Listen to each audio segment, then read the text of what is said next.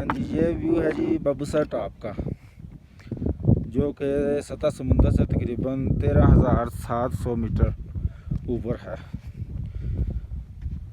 बहुत ज़्यादा कोल्ड है, हाथ बिल्कुल जमे हुए हैं। ये चेक करें, फेरी मेडोज़ हैं ये बाबूसर टॉप से थोड़ा सा आगे। और ऑक्सीजन तो बिल्कुल लो है इधर, थोड़ा सा चलें तो सांस फूल जाती है। ये चेक करें।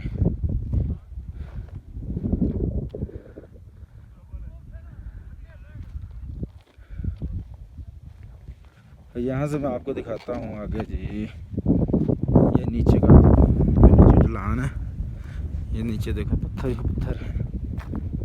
और ये देखें, लगता है ऐसे कि जैसे करीब है, मगर ये कम से कम 4-5 किलोमीटर नीचे होगा एटलीस्ट, बहुत ज़्यादा।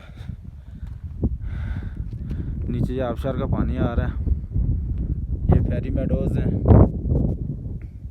ये देखिए बर्फबारी हुई है सारी। और ये हैं जी बादल बहुत ज़्यादा। और अब मैं वापस जाने लगा हूँ पॉइंट की तरफ, बाबूसर टॉप का जो पॉइंट है। अभी मैं काफ़ी आगे आया हुआ था।